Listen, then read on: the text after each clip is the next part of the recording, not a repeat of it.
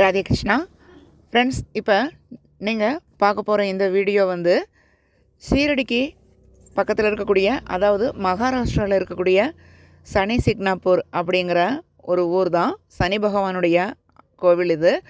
சீரடியிலேருந்து 2 மணி நேரம் ஆகும் இந்த கோவிலுக்கு நம்ம போகிறதுக்கு. தமிழ்நாட்டிலேருந்து நம்ம சீரடி போயிட்டோம் அப்படின்னா அங்கேருந்து இந்த கோவில் வந்து உங்களுக்கு பக்கமாக இருக்கும். இதனுடைய என்ன விசேஷம் அப்படின்னா, இங்கே இருக்கக்கூடிய கடைகள், வீடுகள் இதில் எல்லாம் வந்து எதுக்குமே கதவுகளோ பூட்டுக்களோ எதுவுமே கிடையாது. திருடர்கள் பயம் அப்படிங்கிறதே இங்கே இல்லை. இங்கே இருக்கக்கூடிய சனி பகவான் வந்து ரொம்ப சக்தி வாய்ந்த சனி பகவான் அப்படின்னு வந்து சொல்கிறாங்க. திறந்த வெளியில் தான் இருக்கும். இங்கே வந்து மேற்புறம் கூரையெல்லாம் எதுவுமே கிடையாது சனி பகவான். அதே மாதிரி சுயம்புவாக எழுந்து இருக்கிறதுனால ரொம்ப சக்தி வாய்ந்த சனி பகவானாக இருக்கிறார். நம்ம சனி திசை இந்த மாதிரி சனி புத்தியெல்லாம் நடக்கிற டைங்களில் சனிக்கிழமைகளில் வந்து இங்கே வேண்டுதலெல்லாம் சொன்னோம் அப்படின்னா உடனே அதை நிறைவேறும் அப்படிங்கிற அளவுக்கு சக்தி வாய்ந்த சனி பகவானாக இங்கே வந்து அமர்ந்திருக்காரு. இப்போ இங்கே இருக்கக்கூடிய பக்தர்கள் எல்லாருமே வந்து அவங்க கைகளால் எல்லா பொருளும் வாங்கிட்டு வந்து இங்கே வந்து சனி பகவானுக்காக பிரார்த்தனையாக வைக்கிறாங்க. ஐயரெல்லாம் எதுவுமே கிடையாதுங்க இந்த கோவிலில். நம்மளுடைய வேண்டுதல்களுக்காக நம்ம வாங்கக்கூடிய பொருட்கள் எல்லாமே அந்தந்த இடங்களில் வந்து எல்லாமே வச்சுருக்காங்க. எந்தெந்த இடங்களில் தேங்காய் வைக்கணும், எங்கே வந்து நம்ம வாங்கக்கூடிய பொருட்களை எல்லாம் சமர்ப்பணம் பண்ணணும் அப்படிங்கிறத வந்து அங்கே பார்த்துட்டு அதுக்கு தகுந்த மாதிரி நம்ம எல்லாமே செஞ்சு நம்ம கும்பிட்டுக்கிட்டோம் அப்படின்னா நம்மளுடைய பிரச்சனைகள் எல்லாமே தீர்ந்துடும் அப்படிங்கிற அளவுக்கு சக்தி வாய்ந்த இடமாக இந்த சனி சிக்னாப்பூர் அப்படிங்கிற இடத்துல வந்து சனி பகவான் வந்து இருக்கார்.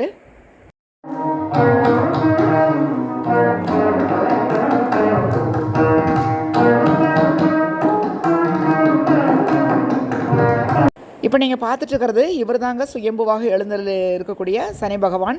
பெரிய கல்லாக இருக்குது பார்த்தீங்களா. இங்கே வந்து தான் நம்மளுடைய கோரிக்கைகள் எல்லாமே சொல்லி நம்ம வந்து வழிபாடுகள் எல்லாமே செய்யணும்.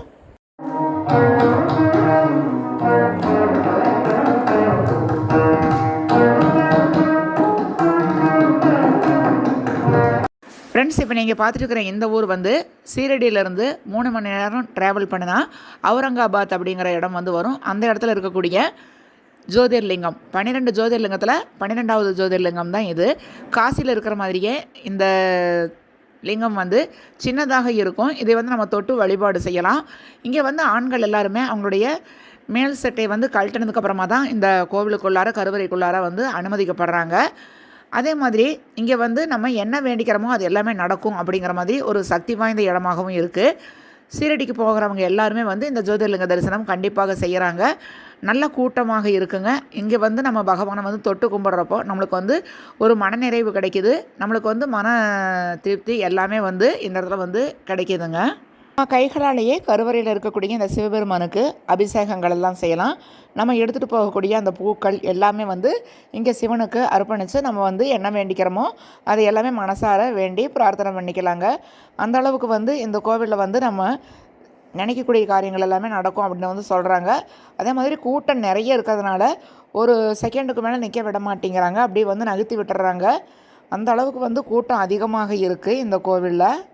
மொத்தம் 12 ஜோதிர்லிங்கங்களில் 12வது இருக்கக்கூடிய இந்த ஜோதிர்லிங்கம் வந்து கிருஷ்ணேஸ்வர ஜோதிர்லிங்கம் அப்படின்னு சொல்லிட்டு அழைக்கப்படுது. அவுரங்காபாத்தில் கிருஷ்ணேஸ்வர் அப்படிங்கிற இடத்துல தான் இந்த ஜோதிர்லிங்கம் வந்து அமைஞ்சிருக்கு.